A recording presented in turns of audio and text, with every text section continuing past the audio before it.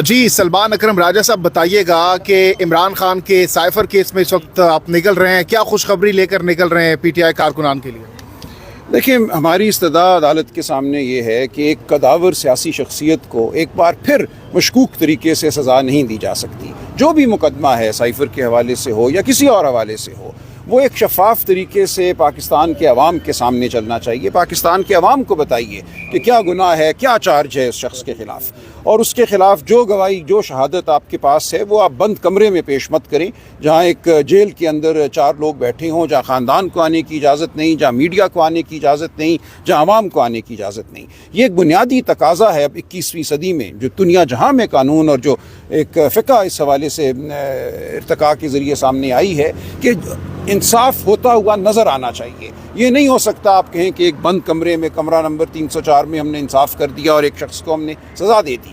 تو ہم ایک اوپن ٹرائل کا مطالبہ کر رہے ہیں کہ ہر جو شخص خان کے خلاف، عمران خان کے خلاف گواہی دینا چاہتا ہے، وہ آئے کھلی عدالت میں، اس پہ جرا ہو، کھلی عدالت میں جرا ہو، اور لوگ دیکھیں کہ کیا مقدمہ ہے، کیا دفاع ہے اور کیا الزام ہے۔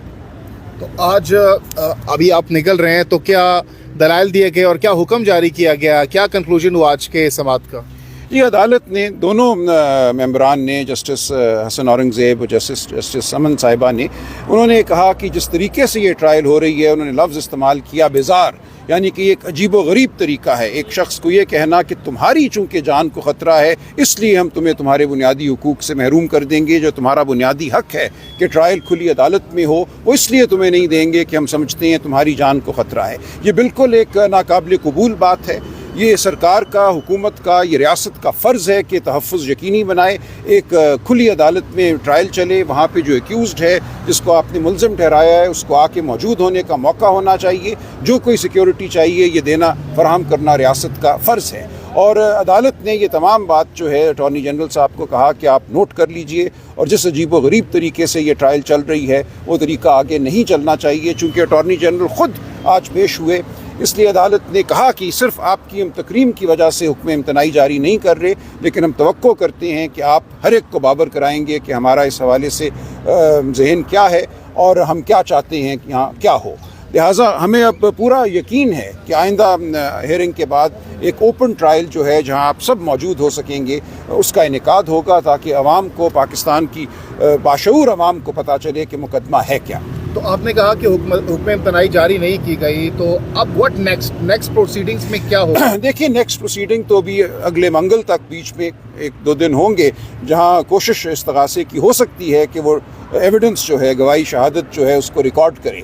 ہمارا موقف یہی ہوگا کہ اس حکم کے بعد آج جو کارروائی ہوئی یہاں عدالت عالیہ میں، اس کے بعد یہ ضروری ہے کہ ہم منگل تک انتظار کریں، اور جو بھی حتمی فیصلہ آتا ہے اس فیصلے کی روشنی میں آئندہ یہ ٹرائل چلے۔ کتنے پر امید اب تک کی سماعت؟ میں بہت پر امید ہوں، بہت اچھی سماعت ہوئی ہے۔ میں سمجھتا ہوں عدالت جن نکات کی طرف ہم نے نشاندہی کی، جن اصولوں کا، بنیادی اصولوں کا ہم نے اعادہ کیا، عدالت کی تائید مجھے بظاہر نظر آئی۔ ایز اے قانون دان پرسنلی سائفر کیس میں عمران خان صاحب کا کیا مستقبل دیکھ رہے ہیں؟ دیکھیں، اس ملک میں ہر طرح کے فیصلے ہوتے ہیں، ہوتے چلے آئے ہیں، بلکہ آج عدالت نے بھی یہ کہا کہ ہم ایک طرح سے سائیکلکل ایک موڈ میں ہیں، یعنی کہ ہم ایک گرداب میں ہیں، ہم چکر لگاتے رہتے ہیں اس ملک میں، اور پھر وہیں آ کے کھڑے ہو جاتے ہیں جہاں 50 سال پہلے تھے یا 70 سال پہلے تھے۔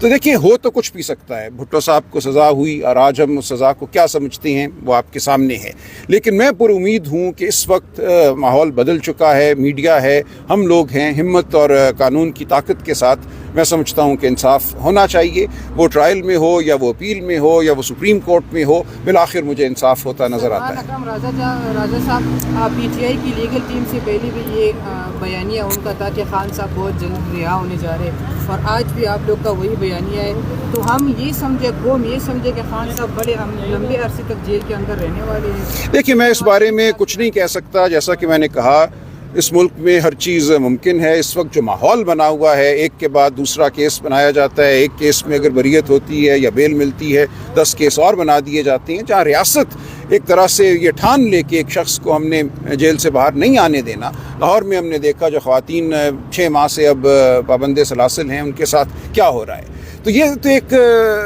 ریت چل پڑی ہے اس ملک میں، اور یہ پرانی ریت ہے کہ تمام ریاستی طاقت کو استعمال کیا جاتا ہے شخصی آزادی کو سلب کرنے کے لیے، جو سیاسی عمل ہے اس میں مداخلت کرنے کے لیے، تو یہ آج بھی ممکن ہے، لیکن اس کے خلاف ایک ہی چارہ ہے کہ ہم جد و جہد میں مشغول رہیں، ہم قانون کی بات کریں، ہم آئین کی بات کریں۔ قاضی فائز عیسیٰ صاحب ہمیشہ کہتے ہیں کہ میں نے اللہ کو جواب دینے، اور ہر ٹرائلز کے اندر یہی کہتے ہیں وہ، جب بھی عدالت میں کوئی کیس لگتا ہے تو آپ نہیں سمجھتے کہ ان کو پھر اللہ کو کس طرح جواب دیں؟ نہیں، میں بہت پر امید ہوں، میں سمجھتا ہوں، میں بالکل سمجھتا ہوں کہ جو وہ کہتے ہیں اس پہ عمل ہوگا انشاءاللہ، اور ہمیں پر امید رہنا چاہیے، قانون آئین کا دامن نہیں چھوڑنا چاہیے۔